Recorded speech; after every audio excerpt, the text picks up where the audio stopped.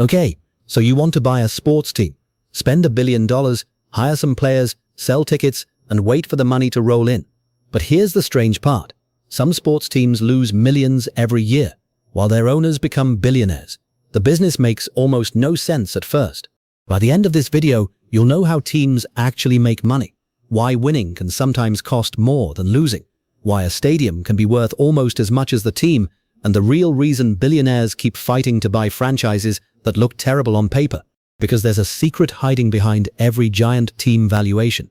The owner isn't just buying a team, they're buying something that can become far more valuable than the money it generates every year. There are basically 3 levels of sports ownership. First, the entry level. Smaller professional teams can cost tens of millions, depending on the league, market, and stadium situation. Then comes the middle. Established major league franchises can cost hundreds of millions to several $1 billion. But the top tier is where things get ridiculous. The Dallas Cowboys are valued at more than $10 billion, making them one of the most valuable sports franchises on earth. And here's what makes that number so strange. You're not buying a building or a factory producing physical goods. You're buying a place inside a closed league with millions of loyal customers already waiting. The higher you climb, the more expensive the team becomes. But the potential financial engine gets bigger too. And that's where the real game starts. The first hidden cost is the one you can't calculate on a spreadsheet: permission. Major sports leagues don't let anyone with enough money walk in and buy a franchise. The buyer has to satisfy league rules, prove the financing is sound, pass background checks, and win approval from existing owners. When the Washington Commanders was sold for $6.5 billion in 2023, Josh Harris still needed the NFL to approve the deal. That's because a franchise is more than a business. It's a seat at a very limited table. The league decides who gets that seat. And there aren't many. That's why sports teams can become so valuable in the first place. If anyone could create another NFL or NBA team whenever they wanted, scarcity would disappear. The gatekeeper protects the value of everyone already inside. The strangest expense in sports isn't the players. It's the place where they play. SoFi Stadium in Los Angeles cost roughly $5 billion to build. $5 billion for a building. And that number changes the economics completely. A stadium can create huge new revenue streams through luxury suites, premium seats, naming rights, concerts, restaurants, parking, and sponsorships. But the owner has to fill it. If fans don't come, the building doesn't care. The mortgage, maintenance, staff, security, and operating costs keep running anyway. That's why stadium negotiations can become brutal. Owners threaten to leave. Cities offer land, tax deals, or public money. Fans get pulled into the argument. Everyone wants the economic benefits. Nobody wants to pay the bill. And sometimes, the stadium becomes more important to the owner's fortune than the team playing inside it. Here's the easiest way to understand the sports business. A team doesn't really sell games. It sells attention. Imagine 50,000 people watching one game inside a stadium. They buy tickets, food, drinks, parking, and merchandise. Now imagine another 20 million people watching from home. They create value for television networks. Then a company pays millions to put its logo in front of those viewers. Suddenly, one game is producing money from fans, broadcasters, and advertisers at the same time. That's why sports teams can generate enormous revenue without charging every person huge amounts. The owner is packaging the same audience into different products. Tickets sell access. Television sells the broadcast. Sponsors buy attention. Merchandise sells the brand.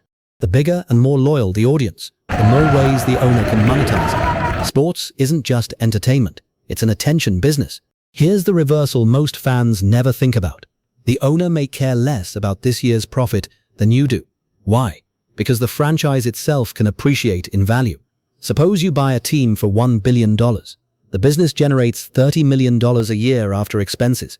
That's decent, but it doesn't explain why billionaires fight to own these teams. Now imagine that 15 years later, the same franchise is worth $4 billion. The owner has created $3 billion in paper wealth while collecting operating income along the way. This is why sports ownership can look strange from the outside. Fans watch the scoreboard. Owners watch the valuation. Bigger television contracts increase revenue. Stronger brands attract sponsors. Larger audiences increase demand. Unlimited league membership keeps supply scarce. The real jackpot isn't always the cash coming out of the team. Sometimes it's the price someone else will eventually pay to take it from you. A modern stadium isn't really designed like a place where you watch a game. It's designed like a giant shopping center with a scoreboard. Walk through the doors and you find restaurants, bars, merchandise stores, premium clubs, luxury suites, and giant screens everywhere. The better the experience feels, the longer fans stay and the more they spend. A basic ticket might cost $50 or $100. A luxury suite can cost hundreds of thousands of dollars for a season. Corporate buyers aren't paying for seats. They're paying for access, status, clients, and entertainment. Even the stadium's name can become a product. Companies spend huge amounts for naming rights because millions of people see that name every year. The owner is engineering the environment around the game. The sport creates emotion. The stadium turns that emotion into spending. Think about a sports team like a subscription business. The owner doesn't want fans showing up once and disappearing. They want recurring payments every season. Season tickets are the obvious example. A fan pays thousands upfront for guaranteed access to dozens of games. But teams can go further with memberships, premium clubs, merchandise programs, digital subscriptions, and exclusive experiences. Then they use customer data to keep fans engaged between games. If you bought a jersey last year, the team knows you might buy another one when a star player changes numbers. If you attend every game, they know you might upgrade your seats. This creates something extremely valuable: predictable revenue. A new fan has to be convinced to spend. A loyal fan already wants to spend. That's why sports owners aren't just building teams. They're building habits, and habits are incredibly profitable. A sports team can have millions of fans and still depend heavily on a much smaller group. These are the power users: corporate sponsors, luxury suite buyers, premium season ticket holders, and wealthy fans can spend thousands or millions around one team. A normal customer might buy 2 tickets and some food. A corporation might buy a suite, sponsor the scoreboard, purchase advertising, and bring clients to games all season. Suddenly, one relationship is worth more than thousands of individual tickets. That's why teams invest so heavily in premium seating and corporate partnerships. They aren't just selling access to a game. They're selling status, networking, hospitality, and visibility. And here's the key: you don't need millions of rich customers. You need enough high-value customers to make the top end of the business extremely profitable. The crowd creates the atmosphere. The power users help pay for the machine. Here's the formula you should remember. Fans create attention. Attention creates media rights and sponsorships. Games create ticket and stadium spending. Loyalty creates recurring revenue. Scarcity creates franchise appreciation. Costs determine what actually reaches the owner. Put all of that together, and you have the economics of sports ownership. Notice what's missing from the formula: winning championships. Winning helps, but it isn't the entire business. A team can win and lose money. A team can struggle on the field while becoming more valuable. The owner is watching several numbers at once. Revenue tells them how much money comes in. Expenses tell them how much survives. Franchise valuation tells them how much their asset is worth. That's why sports ownership is so unusual.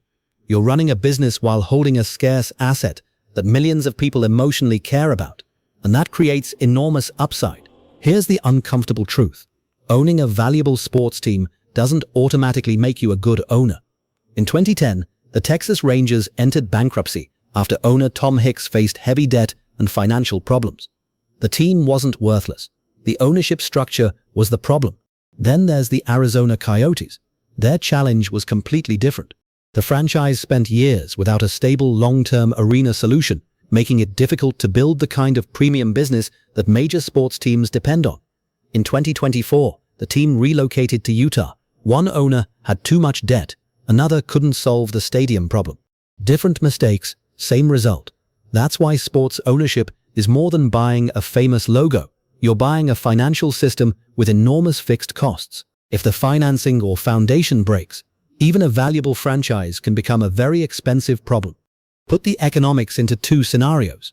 A smaller team might cost $50 million, generate $25 million in revenue, and leave roughly $2.5 million in annual operating profit. A major franchise might cost $5 billion, generate $500 million in revenue, and produce $100 million in operating income. But the second scenario has another number that matters. What if that $5 billion team becomes worth $8 billion? That's $3 billion of additional value before you even sell it. Steve Ballmer knows this game. He bought the Los Angeles Clippers for $2 billion in 2014, and Forbes now values the franchise at $7.5 billion. Meanwhile, Bernard Arnault sits at the top of Forbes' 2026 sports owner ranking with an estimated $171 billion fortune. So, if you want to buy a sports team, remember the simplest rule: don't just buy the game, buy the asset behind it.